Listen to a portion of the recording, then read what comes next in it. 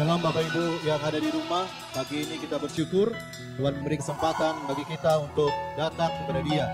Alkitab berkata Tuhan memberikan nyanyian baru dalam lidah mulut bibir kita untuk kita memuji, menyembah Dia dalam roh dan kebenaran. Orang yang mendengarnya menjadi takut lalu percaya. Karena kita percaya ada kuasa di tengah-tengah pujian bagi orang yang percaya. 2-3 orang berkumpul di dalam namanya, Dia hadir melawat kita, mengerjakan bagian yang terbaik dalam kemuliaannya.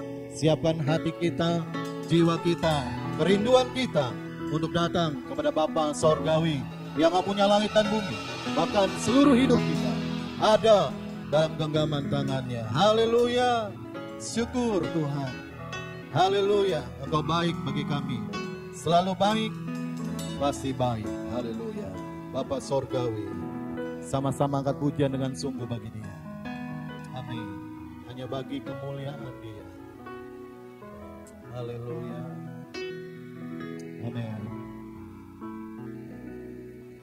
Bapa Surgawi, ajarku mengenal betapa dalamnya kasih-Mu. Bapa Surgawi, Bapa Surgawi, ajarku mengerti betapa kasih-Mu padaku. Sekali lagi, Bapa Surgawi, Bapa Surgawi, ajarku mengenal betapa dalamnya kasih-Mu. Amin. Bapa Surgawi, buatku mengerti betapa kasih-Mu padaku. Semua yang terjadi di dalam hidupku, ajarku menyadari Kau selalu sertaku. Di hatiku selalu bersyukur padamu, karena rencana-Mu indah bagiku. Bapa Surgawi, Bapa Surgawi, ajarku mengenal betapa dalamnya kasih-Mu. Haleluya. Bapa Surgawi, buatku mengerti Tuhan, mengerti betapa kasih-Mu pada. Katakan semua yang terjadi di dalam hidupku, ajarku menyadari Kau selalu sertaku. Di hatiku selalu bersyukur padamu, karena rencana-Mu indah bagiku. Semua yang terjadi di dalam hidupku, ajarku menyadari Kau selalu sertaku. Di hatiku selalu bersyukur padamu, karena rencana-Mu indah bagiku. Semua yang terjadi di dalam hidupku, ajarku menyadari Kau selalu sertaku. Di hatiku selalu bersyukur padamu, karena rencana-Mu indah bagi. Katakan semua yang terjadi di dalam hidupku, ajarku menyadari Kau selalu sertaku. Di hatiku selalu bersyukur padamu, karena rencana-Mu Karena rencanamu indah bagi. Karena rencanamu indah bagiku. Haleluya, haleluya, haleluya, haleluya.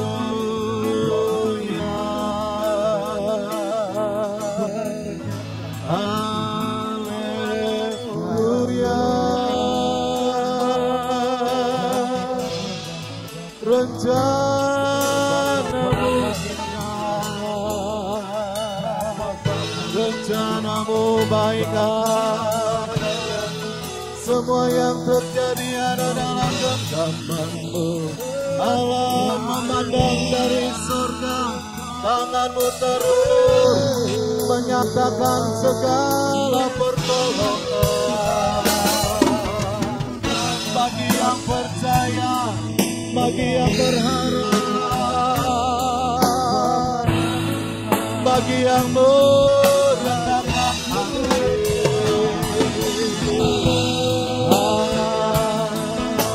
Haleluya, Engkau yang layak, Engkau yang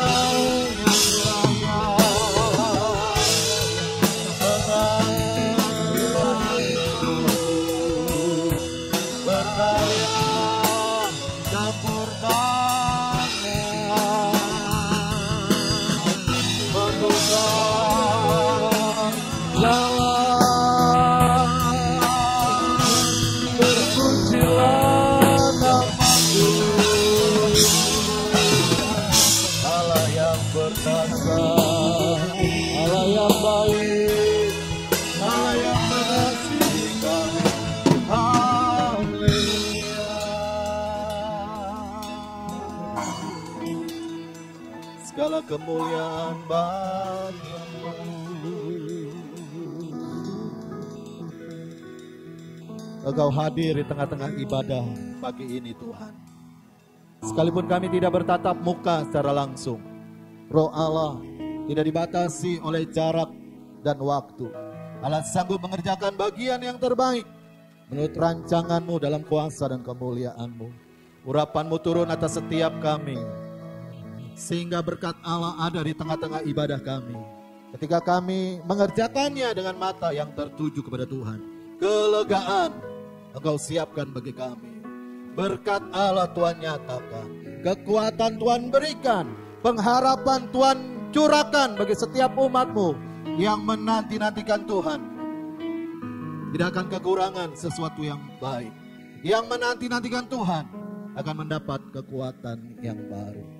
Tuhan hadir dan berkarya, memakai setiap kami menjadi alat dalam genggaman tangan-Mu. Kami mengerjakannya hanya bagi kemuliaan nama-Mu, agar nama-Mu dibesarkan, nama-Mu ditinggikan, nama-Mu diagungkan, dan umat-Mu dikuatkan, umat-Mu diteguhkan di tengah-tengah kondisi yang penuh dengan persoalan dan pergumulan. Allah hadir di tengah-tengah umat. Allah menyertai dan Allah menopang selalu langkah-langkah orang benar. Terima kasih Tuhan. Segala pujian, hormat, kemuliaan kami kembalikan kepada Raja di atas segala raja, Bapa yang kekal, penasihat yang ajaib, Yesus Tuhan, Juru Selamat kami yang sempurna. Kami berdoa. Haleluya. Yang percaya katakan amin. Di Tuhan, shalom Bapak Ibu. Kita siap memuji Tuhan dan kita percaya hari ini ada Roh Allah yang bekerja di tengah-tengah kita. Mari kita angkat pujian. Ada gerakan Roh Allah di tempat ini, di rumah saudara. Haleluya.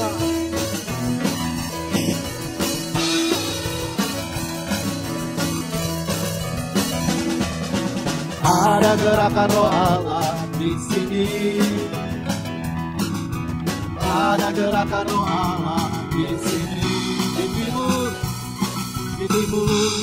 di barat, utara, dan selatan. Ada gerakan Roh Allah, ada gerakan Roh Allah, ada gerakan Roh Allah di sini. gerakan Roh Allah di sini. Terima, haleluya. Ada gerakan Roh Allah di sini, di rumahmu, di timur, di barat, utara dan selatan. Ada gerakan Roh Allah, ada gerakan Roh Allah, ada gerakan Roh Allah di sini. Hosana, Hosana, Hosana, Hosana, Hosana. Terpujilah Tuhan, terpujilah Tuhan, terpujilah Tuhan yang datang dalam nama Yesus. Ada gerakan Roh Allah, ada gerakan Roh Allah di sini. Haleluya. Ada gerakan Roh Allah di sini. Katakan di timur, di barat, utara dan selatan. Ada gerakan Roh Allah. Haleluya. Ada gerakan Roh Allah. Ada gerakan Roh Allah. Hosana, Hosana, Hosana, Hosana, Hosana.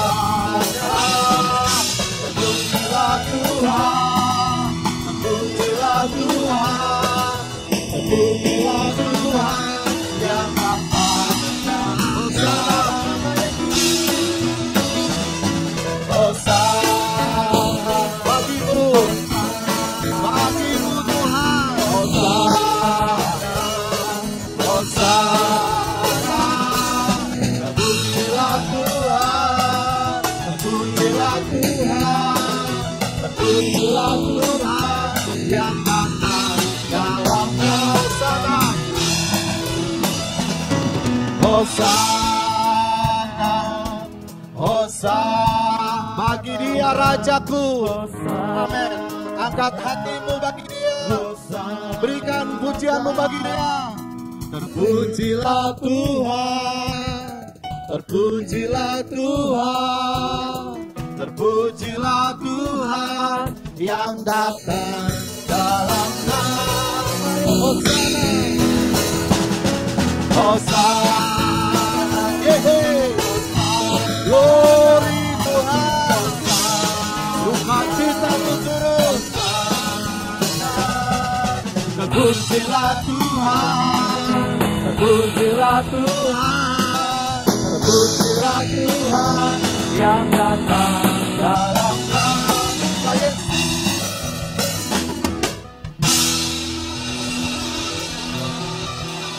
Amin. Kita percaya ketika kita memuji Dia, ada gerakan Roh Allah yang memberi kemampuan untuk kita jalan terus mengikut Tuhan. Jangan lelah mengikut Dia. Kita angkat pujian ini. Haleluya. Kita akan berjalan sendirian.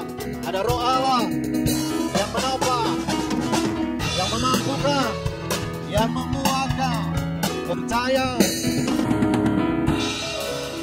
Jangan lelah bekerja di ladangnya Tuhan. Roh Kudus yang beri kekuatan, Dia mengajar dan menopang. Tiada lelah bekerja bersamamu Tuhan, yang selalu mencukupkan akan segalanya. Ratakan tanah bergelombang, tipunlah tanah yang berlubang, menjadi siap dibangun, kelihatan dasar Tuhan.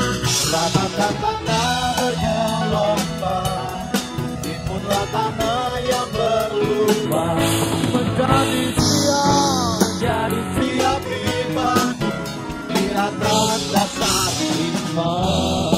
Jangan lelah bekerja bersama, jangan lelah bekerja di ladangnya Tuhan, yang selalu menjadi kekuatan yang mengajar dan menopang. Tiada lelah bekerja bersamamu Tuhan, yang selalu mencukupkan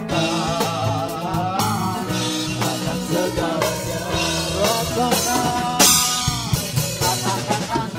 bergelombang, liputlah tanah yang berubah menjadi siang di pagi di atas kekayaan. Katakan tanah bergelombang, liputlah tanah yang berubah menjadi siang di pagi di atas kekayaan. Katakan tanah bergelombang, liputlah tanah yang berubah menjadi siang di pagi di atas kekayaan. Katakan tanah bergelombang, liputlah tanah yang berubah menjadi siang di pagi di atas kekayaan. Menjadi siang di pagi, menjadi siang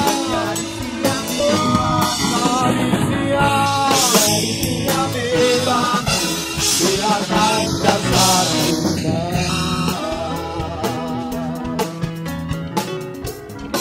Jangan lelah.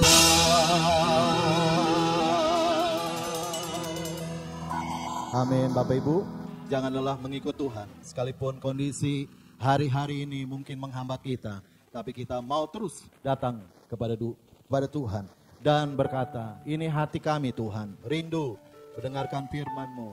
Ini hati kami haus mendengarkan sabda-Mu, karena kami tahu manusia hidup bukan hanya dari roti saja, tapi dari setiap firman yang keluar dari mulut Allah.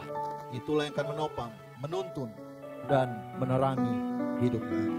Terima kasih Tuhan, urapan-Mu mengalir bagi hamba-Mu yang akan menyampaikan isi hati Tuhan. Ini hatiku. Amin. Haleluya. Ini hatiku menyembah-Mu, tulus dan kagum padamu Yesus. Ini hatiku tak sempurna, perlu campur tangan-Mu dalam hidupku. Sekali lagi, ini hatiku. Hatiku menyembah-Mu, tulus dan kagum padamu Yesus. Ini hatiku tak sempurna, perlu campur tangan-Mu dalam hidup. Hatiku mengasihi, kami belajar Tuhan. Hatiku mengasihi, kami merendahkan diri. Hatiku ingin mengenal-Mu, ingin mengerti-Mu. Tuhan, Kau lihat isi hatiku. Hatiku mengasihi, Kau guru agung kami. Hatiku mengasihi, Kau menuntun kami Tuhan. Hatiku ingin mengenal-Mu, ingin mengerti-Mu. Tuhan, Kau lihat isi hatiku. Tuhan, Kau lihat, Tuhan, Kau lihat isi hati. Tuhan, Kau lihat, Tuhan, Kau lihat isi hatiku.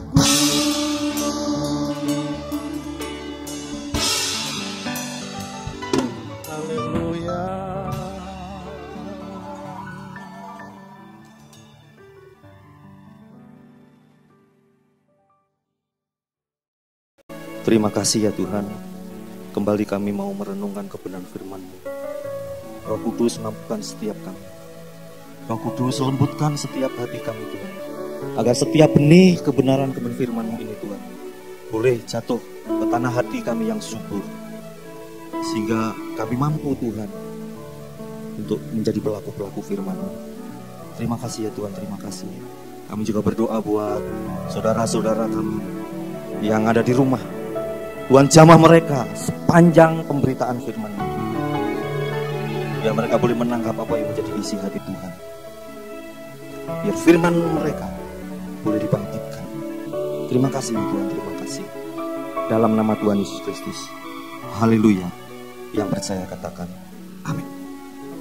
Shalom saudara yang dikasihi Tuhan. Mari kita kembali untuk belajar kebenaran firman Tuhan, di mana hari-hari ini kalau kita membayangkan sejak waktu Yesus bangkit, ada waktu sekitar 40 hari sebelum dia naik ke surga. Dan waktu itu dipakai oleh Tuhan untuk menjumpai setiap anak-anak Tuhan, setiap murid-muridnya.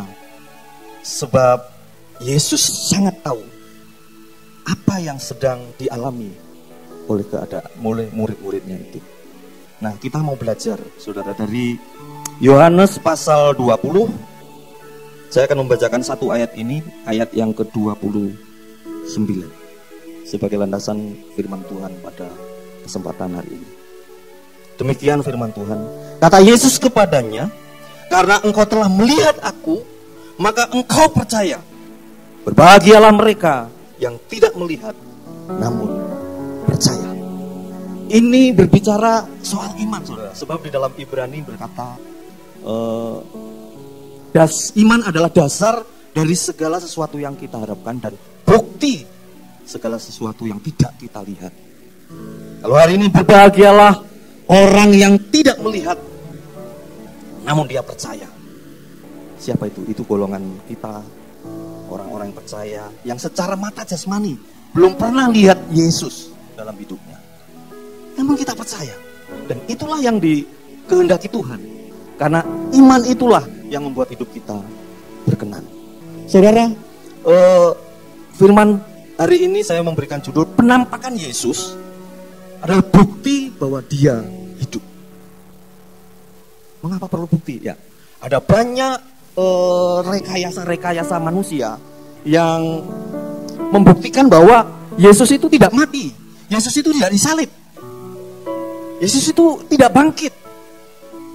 Supaya apa? Supaya iman percaya kita, orang-orang percaya ini boleh digoncangkan.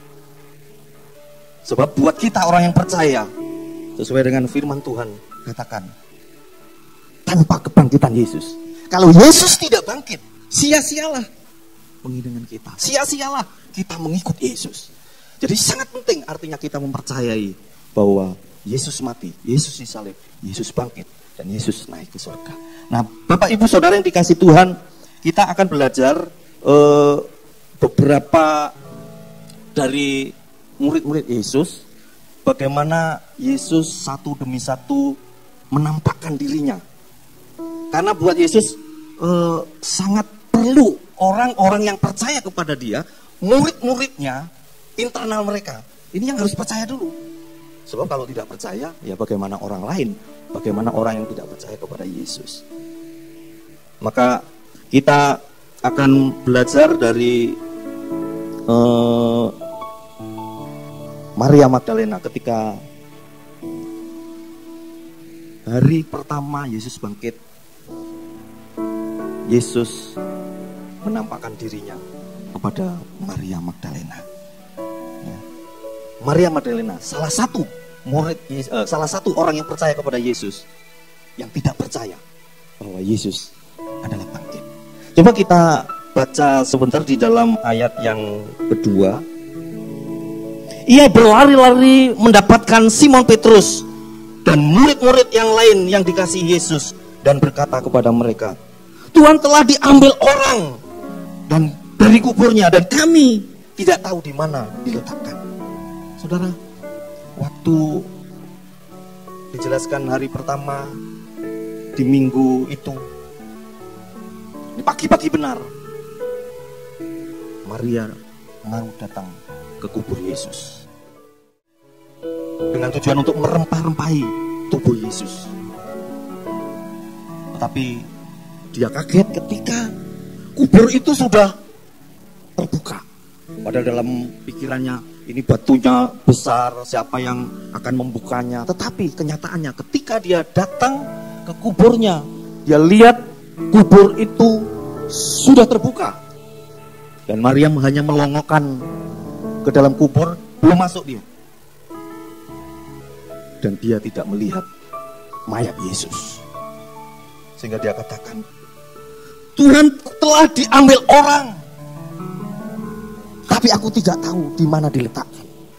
Saudara, artinya ini dia tidak percaya bahwa Yesus itu sudah bangkit. Yesus dicuri dan dia mencari di mana diletakkan. Murid Yesus, orang yang sangat dekat dengan Yesus, tidak percaya. Kenapa sampai dia tidak percaya? Ada sebuah kesedihan yang sangat mendalam di hati Maria ini. Dia sangat mengasihi Yesus, sehingga dia tidak bisa lepas dari kesedihannya. Tidak ada yang menghiburnya. Bukan hanya sedih, karena kesedihan itu yang menguasai dia. Ada juga keputusasaan. Dia ditinggalkan orang yang sangat dikasihinya, sehingga dia menjadi melupakan firman Tuhan. Padahal Tuhan sudah berpesan sebelum dia disalib, masih hidup bersama-sama dia, Yesus sudah berkata, Mesias harus menderita, tapi pada hari yang ketiga dia akan bangkit dari antara orang mati. Itu sudah dikatakan oleh Yesus, sudah disampaikan. Waktu itu mereka percaya. Tetapi ketika kenyataannya, Yesus mengalami, Maria Magdalena yang mendengar sendiri melupakan perkataan Yesus. Kenapa? Karena ada kesedihan dan keputusasaan yang menguasai dirinya. Lupa firman, sehingga tidak percaya lagi. Walaupun Yesus bangkit, persis apa yang dijanjikannya, aku akan bangkit pada hari yang ketiga. Tapi Maria tidak percaya. Tuhanku diambil orang. Padahal Yesus bangkit, saudara. Kemudian tergesa-gesa dia kembali menjumpai murid-murid yang lain. Petrus, Thomas, sampaikan, Tuhanku telah dicuri orang, telah diambil orang. Dia tidak ngomong bangkit. Tuhanku dicuri, diambil orang. Dan murid-murid yang lain percaya dengan perkataan Maria. Kemudian bergegas, kemudian lari. Di Alkitab ada yang mendahului satu dengan yang lainnya, karena saking pingin membuktikan benar-benar Yesus sudah hilang dari kuburnya. Kemudian dia masuk ke dalam kubur, dan ternyata benar, hanya dilihat kafan. Aduh, kecewa. Masih belum tahu bahwa Yesus bangkit, saudara. Tetapi yang ada dalam benaknya, Yesus benar-benar diambil orang. Kemudian menyusul Petrus, karena tadi kan kejar-kejaran. Kemudian Petrus baru sampai di kubur itu. Dia masuk dan dia lihat, benar, hanya kafan yang sudah tergeletak, tanpa ada mayat Yesus. Sedangkan Maria tetap berdiri bersedih hati di luar kubur, di pinggiran tembok. Dia menangis. Dia menangis. Dia menangis. Mengelongok ke dalam kubur, dia melihat dua malaikat. Satu di posisi kepala Yesus, satunya di kaki Yesus.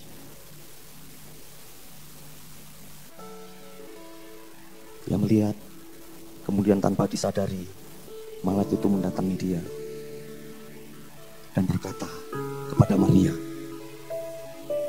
"Hai ibu, mengapa engkau menangis?"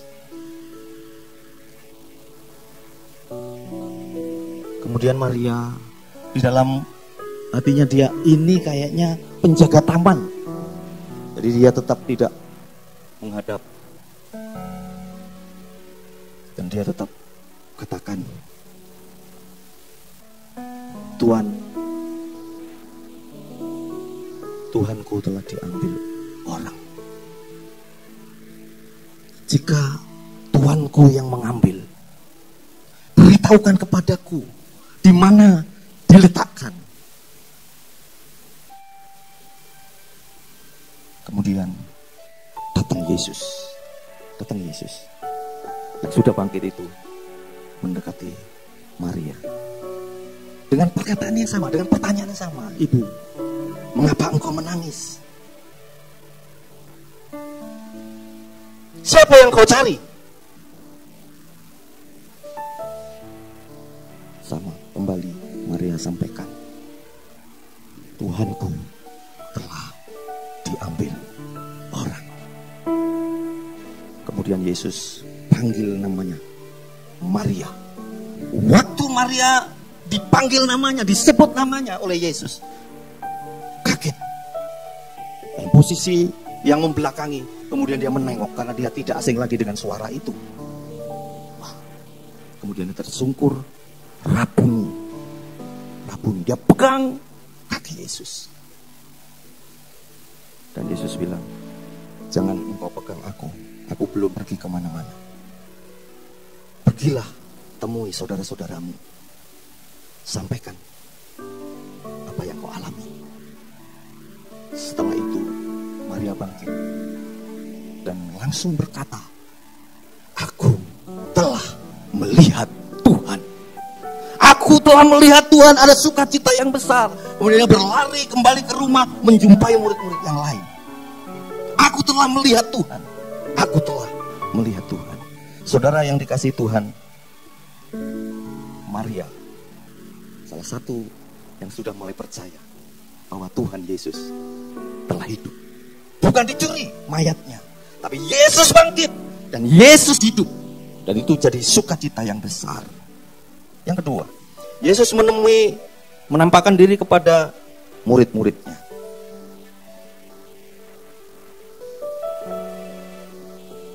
Kita baca di dalam ayat yang ke-19, 20 demikian bunyinya.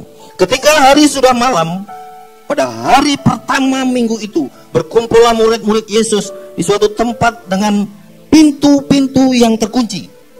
Karena, perhatikan, mereka takut kepada orang-orang Yahudi. Pada waktu itu datanglah Yesus dan berdiri di tengah-tengah mereka dan berkata, 'Damai sejahtera bagi kamu.' Dan sesudah berkata demikian, ia menunjukkan tangannya dan lambungnya kepada mereka. Murid-murid itu bersukacita ketika mereka melihat Tuhan." Ketika mereka berjumpa dengan Tuhan, apa yang selama ini ada dalam pikirannya, Yesus diambil orang, Yesus dicuri orang, Yesus tidak bangkit, Yesus belum hidup, masih belum percaya kepada firman Tuhan yang telah disampaikan sebelumnya. Saudara, tetapi ketika Yesus mendatangi mereka, menampakkan kepada mereka dalam keadaan kondisi yang takut sehingga ruangan terkunci rapat, tapi Yesus dapat masuk. Ada damai sejahtera yang diberikan oleh Tuhan. Ada sukacita ketika mereka melihat Dia.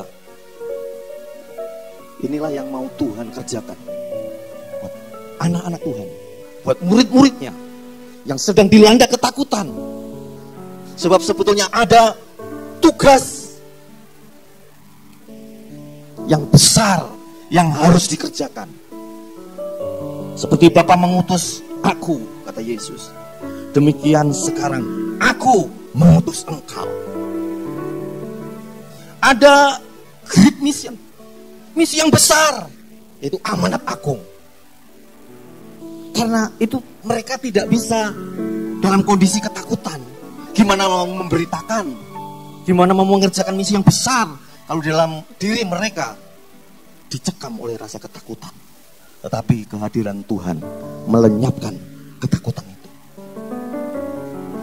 Kemudian di ayat berikutnya, di ayat 22 demikian, dan sesudah berkata demikian, ia menghembusi mereka dan berkata, terimalah Roh Kudus.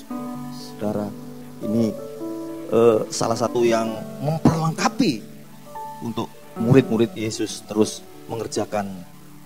melakukan amanat yang besar, amanat agung yang menjadi perintah Tuhan kepada murid-murid Yesus.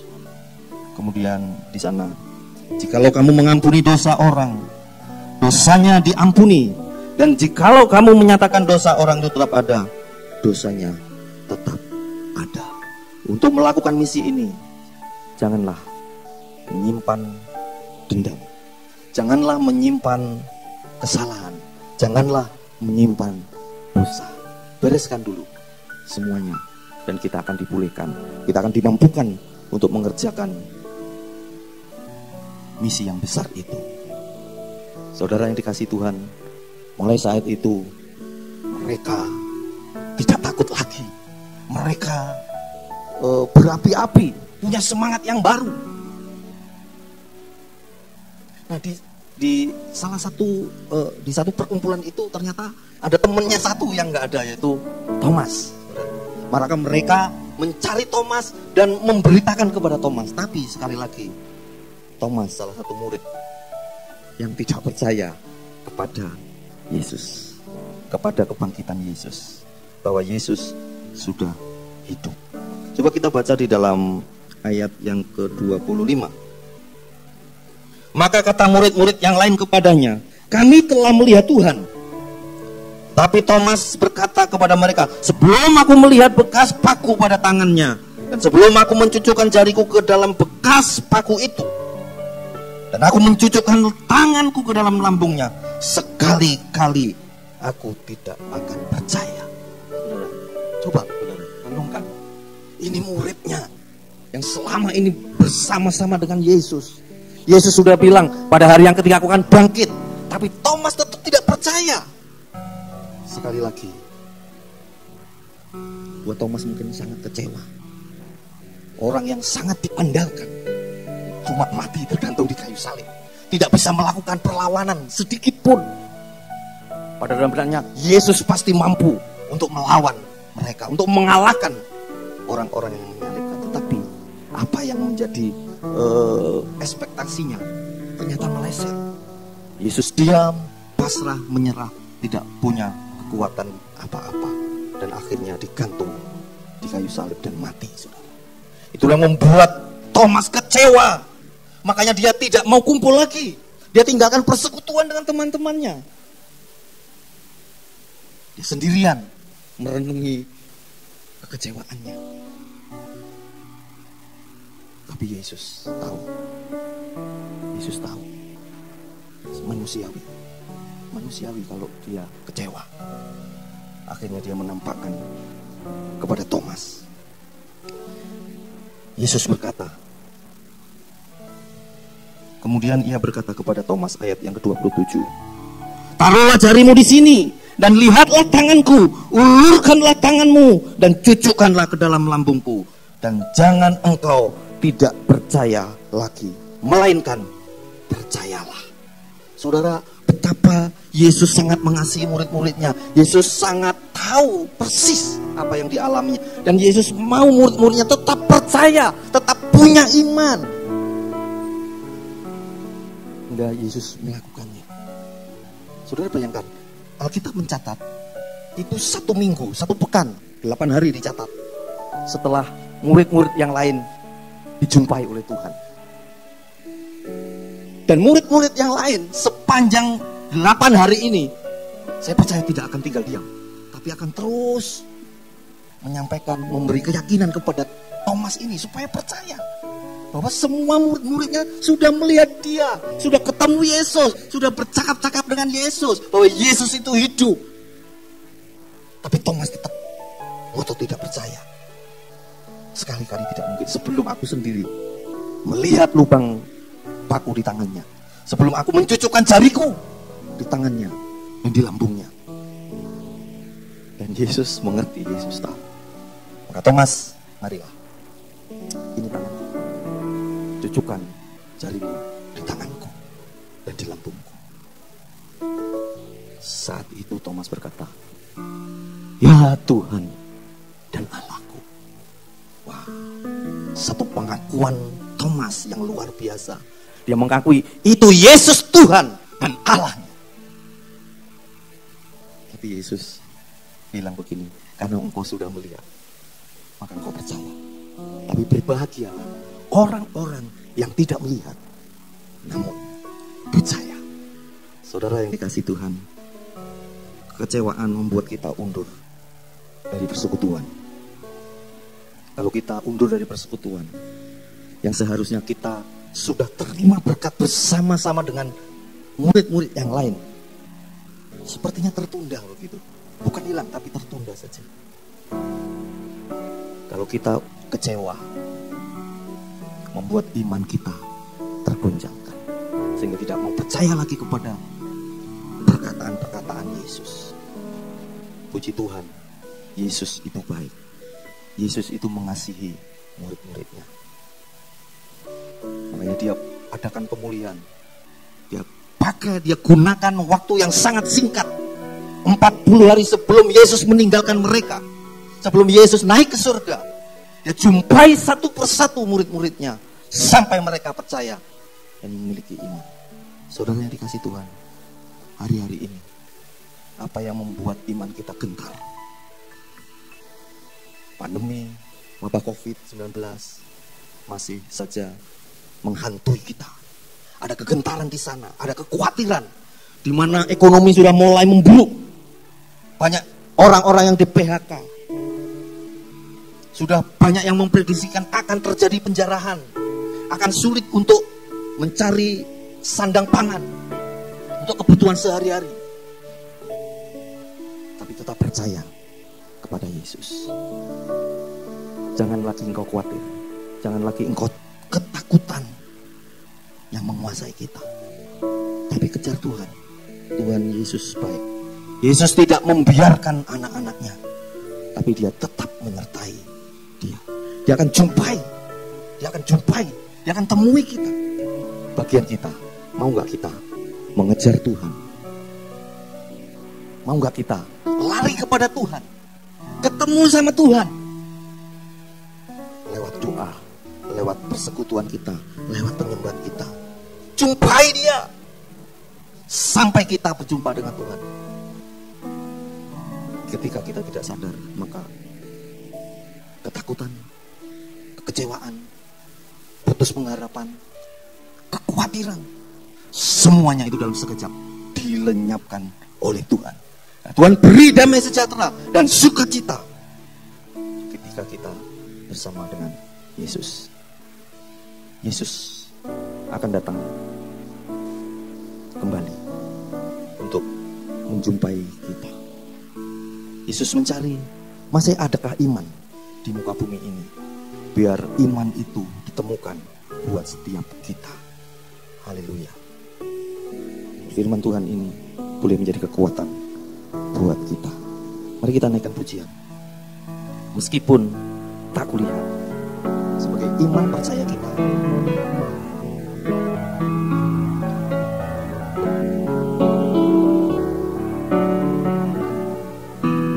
Meskipun tak kulihat tangan yang terpaku, meskipun tak kulihat kaki yang terpaku, meskipun tak kulihat mahkota berinya, namun ku percaya Yesus Tuhan penebusku. Meskipun tak kulihat lambung yang tertikam, meskipun tak kulihat darah yang mengalir, meskipun tak kulihat kuburnya yang kosong, namun ku percaya Yesus juru selamatku. Ku yakin Dia menebus hidup. Ku yakin Dia berkuasa. Ku jadi miliknya, Dia hidup dalamku. Yesus juru selamatku.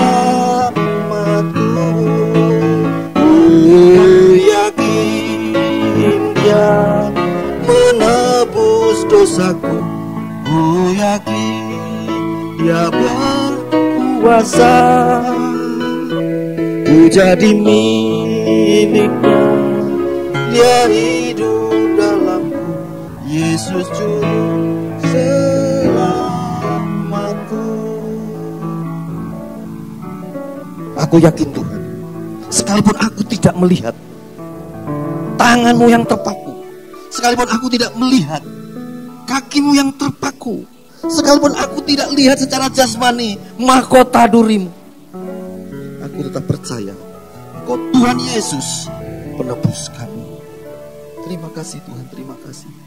Firman-Mu yang berkata, berbahagialah orang yang tidak melihat namun percaya.